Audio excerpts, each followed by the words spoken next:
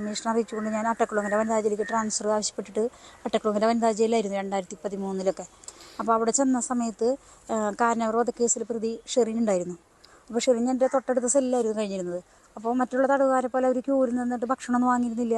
അവർക്ക് 3 നേരവും അവർക്ക് ഉള്ള ഭക്ഷണം അവിടുത്തെ ജയിൽ സ്റ്റാഫുകൾ അവർ പറയുന്ന ഭക്ഷണം അവർക്ക് പുറമെ നിന്ന് വാങ്ങി കൊടുക്കാറാണ് പതിവ്. പിന്നെ അത് മാത്രമല്ല, അവർ സ്വന്തമായിട്ട് അവരുടെ കയ്യിൽ മൊബൈൽ ഫോൺ ഉണ്ടായിരുന്നു. പിന്നെ ജയിലിൽ മറ്റ് ശിക്ഷാപ്രതികൾക്കുള്ള ഡ്രസ്സൊന്നല്ല അവർ ധരിച്ചിരുന്നത്, വെള്ള ഡ്രസ്സ് തന്നെയാണ് ധരിച്ചിരുന്നത്. അവർക്ക് ആവശ്യമുള്ള ഡ്രസ്സുകൾ പുറമെ നിന്ന് തയ്പ്പിച്ച് കൊണ്ടുവന്നിട്ടാണ് അവർ അവിടെ ഉപയോഗിച്ചിരുന്നത്. പിന്നെ അതുകൂടാതെ ജയിലിൽ കോസ്മെറ്റിക് ഐറ്റംസുകൾ, പിന്നെ ഞങ്ങളവിടെ തടവുകാർക്ക് ഒരു പായ, ഒരു ജംകാളം, പിന്നെ ഒരു സ്റ്റീലിൻ്റെ മൊന്ത, ഗ്ലാസ്, ഒരു പ്ലേറ്റാണ് അവിടെ അനുവദിക്കുക.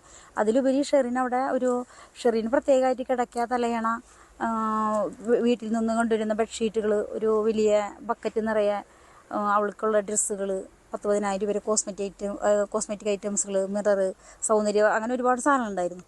അപ്പോൾ ഇതൊക്കെ കാണിച്ചുകൊണ്ട് ഞാൻ ആദ്യം അവിടുത്തെ സൂപ്രണ്ടിന് പരാതി കൊടുത്തിട്ട് പ്രത്യേകിച്ച് നടപടിയൊന്നും ഉണ്ടായിരുന്നില്ല. പിന്നെ അതിന് ശേഷം ബ്ലൂ ബ്ലാക്ക് മെയിലിംഗ് കേസിൽ ബിന്ധ്യാസ് തോമസ് അവിടെ കിടന്നിരുന്നു. അപ്പോൾ ബിന്ധ്യാസ് തോമസിന് കൊടുക്കാനായിട്ട് ഫോൺ, ഷെറിൻ്റെ കയ്യിലുണ്ടായിരുന്ന ഫോൺ ബിന്ധ്യാസിന് കൊടുത്തു. അപ്പോൾ ഞാൻ ആ ഫോൺ പിടിച്ച് വാങ്ങിയിട്ട് അതിൻ്റെ നമ്പറൊക്കെ എടുത്തു. അവർ ആ സമയത്ത് വിളിച്ച ഫോൺ നമ്പർ അടക്കം എടുത്തിട്ട് സൂപ്രണ്ടിന് പരാതി കൊടുക്കണ്ടായി. ആ സമയത്തും സൂപ്രണ്ട് നടപടിയൊന്നും എടുത്തില്ല. പിന്നെ അതിന് ശേഷം ഞാൻ പരാതിപ്പെട്ടിയിൽ പരാതി എഴുതിയിട്ടു, അതിന് നടപടിയൊന്നും ഉണ്ടായില്ല. പിന്നെ അവിടുത്തെ ഒരു സ്റ്റാഫ് മുഖേന ഞാൻ കൈരളി പീപ്പിളിൻ്റെ ചീഫ് റിപ്പോർട്ടർ ഷാജഹാന് ഈ വിവരങ്ങളൊക്കെ കാണിച്ചുകൊണ്ട് ഒരു പരാതി എഴുതി കൊടുത്തു. പുറത്തേക്ക് പോയി പരാതി. അങ്ങനെ പുറത്തേക്ക് പരാതി പോയിട്ട് കൈരളി പീപ്പിൾ എൻ്റെ ഈ പരാതി ലൈവായിട്ട് അവർ കാണിച്ചു. എന്തൊരു പ്രോഗ്രാം ഉണ്ടായെന്ന് തോന്നുന്നു. അതിനെ തുടർന്നിട്ട് സൂപ്രണ്ട് എന്നെ വിളിച്ചിട്ട് വളരെ ദേഷ്യപ്പെട്ടു. കാരണം അവർക്ക് ഈ പരാതിനെ കുറിച്ചല്ല അറിയേണ്ടിരുന്നത്. എൻ്റെ ഈ പരാതി ജയിൽ സൂപ്രണ്ട് അറിയാതെ ഏത് സ്റ്റാഫ് സഹായിച്ചിട്ടാണ് പുറത്തേക്ക് പോയതെന്നാണ് അവർക്ക് അറിയേണ്ടിരുന്നത്. പിന്നെ സൂപ്രണ്ട് പറയാതെ വന്നപ്പോൾ പിറ്റേ ദിവസം സൂപ്രണ്ട് DIG പ്രദീപ് സാറ്, പിന്നെ അവിടുത്തെ വെൽഫെയർ ലക്ഷ്മി മാഡം, ഒരു 3 പേരും കൂടി എന്നെ ചോദ്യം ചെയ്തു. DIG എന്നോട് സ്റ്റാഫിൻ്റെ പേര് പറയാത്തത് കാരണം ഞാൻ ഇനി ജയിലിൽ നിന്ന് ഇറങ്ങില്ല, ഞാൻ അവിടെ തന്നെ കിടക്കുന്നൊക്കെയാണ് അയാൾ എന്നെ ഭീഷണിപ്പെടുത്തിയത്. മാത്രമല്ല, ഈ പ്രദീപ് സാറ് ആഴ്ചയിൽ ഒരു ദിവസം എന്ന് പറയുന്ന പോലെ വൈകുന്നേരം ലോക്കപ്പിന് ശേഷം ഷെറിനെ കാണാൻ വരാറുള്ളൊരു വ്യക്തിയാണ്. ഷെറിനെ ലോക്കപ്പിന് ശേഷം ഒരു 7 മണിക്ക് ശേഷമൊക്കെ ഷെറിനെ ലോക്കപ്പിൽ നിന്ന് ഇറക്കിയാൽ ഒരു 1.5-2 മണിക്കൂറിന് ശേഷമാണ് ഷെറിനെ തിരിച്ച് ലോക്കപ്പിൽ കയറ്റാറ്. അതിനുശേഷം ഒരു മാസത്തിന് ശേഷം ഞാൻ ജാമ്യത്തിൽ ഇറങ്ങിയതിന് ശേഷം അന്നത്തെ DGP സെൻകുമാറിന് ഈ വിവരങ്ങളെല്ലാം വെച്ചിട്ട് ഞാൻ പരാതി അയക്കേണ്ടായി. അപ്പോൾ സെൻകുമാർ സാർ എനിക്ക് തിരിച്ചൊരു നോട്ടീസ് അയച്ചത്, അട്ടക്കുളങ്ങര ജയിലിൽ അന്തേവാസികളെ അപമാനിക്കുന്ന തരത്തിൽ ഞാനൊരു പ്രസ്താവന നടത്തി എൻ്റെ പേരിൽ നടപടി എടുക്കുന്നുണ്ട് സാർ അയച്ചു. അപ്പോൾ ഞാനതിന് തിരിച്ച് വിവരാവകാശം വെച്ചത് എന്താണെന്ന് വെച്ചാൽ, ഷെറിൻ കാരനൂർക്ക് ജീവപര്യന്തം ശിക്ഷയോടൊപ്പം തന്നെ 392 എന്നൊരു വകുപ്പ് കൂടി ഉണ്ടായിരുന്നു. അതായത് റോബറി, ഒരു റോബറിക്ക് വേണ്ടിയുള്ള കൊലപാതകം എന്ന് പറയുമ്പോൾ അതിൽ പരോള് 2-3 വർഷത്തേക്ക് കൊണ്ട് തടയുന്നുണ്ട്. കാരണം ആ 392 പ്രകാരം ശിക്ഷിക്കപ്പെട്ടിട്ടുള്ള കാലയളവ് കഴിഞ്ഞിട്ട് പരോൾ അനുവദിക്കാൻ പാടുള്ളൂ എന്നാണ് ജയിലിൽ പ്രസൻ റൂൾസിൽ അങ്ങനെയാണ് പറയുന്നത്.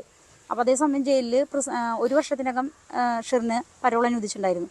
അപ്പോൾ പരോൾ അനുവദിച്ച കാലഘട്ടം തൊട്ട് ഞാൻ വിവരാവകാശം വെച്ചപ്പോൾ സെൻകുമാർ സാറ് എനിക്കെതിരെ നടപടിയൊന്നും എടുത്തില്ല. പകരം 2 ഉദ്യോഗസ്ഥന്മാരെ സ്ഥലം മാറ്റി. ഷെറിന് ഇല്ലീഗലായിട്ട് സൗകര്യങ്ങൾ ചെയ്തു കൊടുക്കുന്നുണ്ട്. സത്യത്തിൽ സൗകര്യങ്ങൾ ചെയ്തു കൊടുക്കുന്നുണ്ട്. സ്ഥലം മാറ്റുമ്പോൾ DIG പ്രദീപ് സാറിനടക്കം ജയിലിലത്തെ 1-2 സ്റ്റാഫിനെ ഒഴിച്ചിട്ട് എല്ലാ സ്റ്റാഫിനെയും സ്ഥലം മാറേണ്ടി വരുമായിരുന്നു, ഒരു താൽക്കാലികമായിട്ട് തൃപ്തിപ്പെടുത്താൻ വേണ്ടി മാത്രം.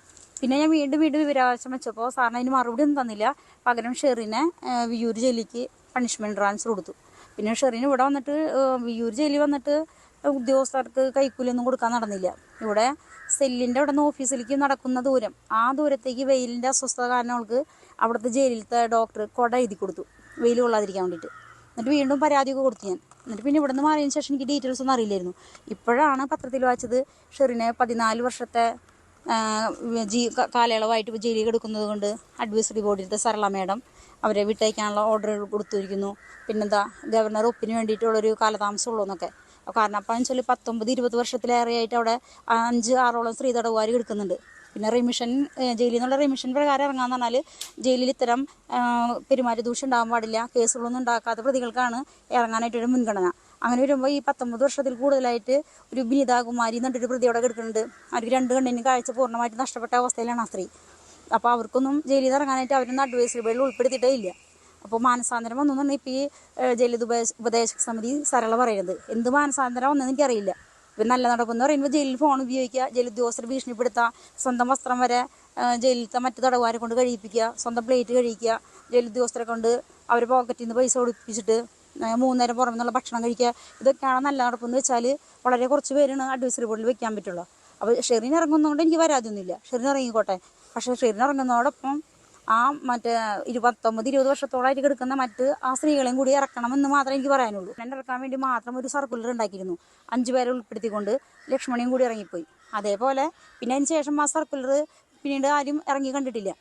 അതേപോലെ ഇതിലിപ്പോൾ ഷെറിനെ മാത്രം ഇറക്കാനായിട്ട് ഒരു മന്ത്രിസഭാ യോഗം കൂടി ഇതിൽ പാർട്ടീനൊന്നും ഞാൻ ഇടപെടുത്തില്ല. കാരണം പാർട്ടി വ്യക്തിപരമായ ചിലരുമായിട്ടുള്ള അടുപ്പ് മുഖേനയാണ് ഇത്തരം കാര്യങ്ങൾ ഉണ്ടായെന്ന് വിശ്വസിക്കുന്നത്. ഈ ഷെറിൻ അവിടെ ഉന്നത ഉദ്യോഗസ്ഥരെല്ലാമായിട്ട് ഉദ്യോഗസ്ഥരെല്ലാവരുമായിട്ടില്ല, DIG പ്രദീപ് സാറായിട്ട് അവർക്ക് വഴിവിട്ടപ്പോൾ എന്തായാലും ഉണ്ടായിരുന്നു. കാരണം ഷെറിൻ തന്നെ എന്നോട് പറഞ്ഞിട്ടുള്ളതാണ്, ഈ മൊബൈൽ ഫോൺ ഇഷ്യൂവിൽ ഞാൻ പരാതി കൊടുത്തപ്പോൾ എന്നോട് പറഞ്ഞത്, സുനിത നീ എൻ്റെ പേരിൽ പരാതി ഇഷ്യൂ ആക്കരുത്, ഇതിന്ന് പിന്മാറണം, എന്നെ ജയിലിൽ നിന്ന് ഇറക്കാൻ സഹായിക്കാം, എനിക്ക് സാമ്പത്തിക സഹായം നൽകാം. കാരണം ഷെറിൻ പ്രദീപ് സാറായിട്ട് വളരെ അടുപ്പത്തിലാണ്, അവർ ശാരീരിക ബന്ധത്തിൽ വളരെ ഉണ്ടായിട്ടുണ്ട്. അതുകൊണ്ട് പ്രദീപ് സാറ് ഒരു പ്രശ്നം ഷെറിൻ ഉണ്ടാക്കില്ല, എന്നോട് പിന്തിരിയാനാണ് ഷെറിൻ അക്കാര്യത്തിൽ പറഞ്ഞിട്ടുള്ളത്. ഷെറിൻ എനിക്ക് എന്ത് ഹെൽപ്പും ചെയ്യാൻ പറഞ്ഞിട്ടുള്ളതാണ്. ഇപ്പോൾ എൻ്റെ കയ്യിൽ വ്യക്തമായ തെളിവുള്ളതാണ്, വിവരാവകാശം വെച്ചതിന് വന്ന് ഞാൻ പരാതി 10 വർഷം മുമ്പ് കൊടുത്തതിൻ്റെ ഒക്കെ തെളിവുകൾ എൻ്റെ കയ്യിലുള്ളതാണ്. ഇപ്പോഴും എനിക്ക് ഈ പത്രക്കാരെ സമീപിക്കുന്നതിന് പകരം ഈ വിവരങ്ങൾ പുറത്തേക്ക് വിടുന്നതിന് പകരം എനിക്ക് അവരോട് പൈസ വെച്ചാൽ എനിക്ക് പൈസ കിട്ടും. പക്ഷേ എനിക്ക് അവരുടെ പൈസ വേണ്ട. കാരണം ഇപ്പോൾ ഷെറിന് രാഷ്ട്രീയ സ്വാധീനമുണ്ട്, പണമുണ്ട്, സൗന്ദര്യമുണ്ട്.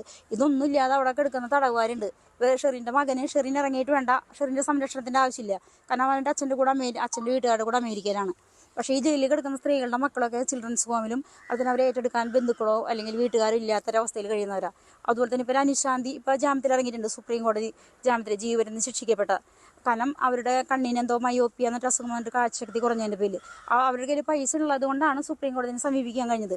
അതേസമയം ഇപ്പോൾ ജയിലിൽ കിടക്കുന്ന 19 വർഷത്തെ തടവുകാരി ബിനിതാകുമാരി, അവർക്കൊന്നും സാമ്പത്തികമായിട്ട് യാതൊരു കഴിവില്ലാത്തത് കൊണ്ടാണ് അവർ അതിൻ്റെ ഉള്ളിൽ കിടക്കുന്നത്.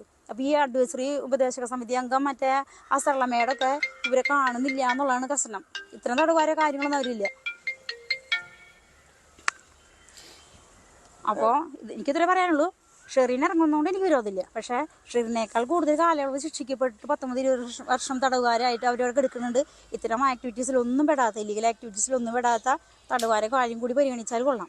എട്ടക്കുളങ്ങര ജയിലിൽ മാത്രമാണോ ഇത്രയും ഒരു ഇങ്ങനത്തെ സ്വാധീനങ്ങൾ? അതെ അതെ, എൻ്റെ അറിവിൽ എത്ര എട്ടക്കുളങ്ങര മാത്രമല്ല. അപ്പോൾ DIG-യുടെ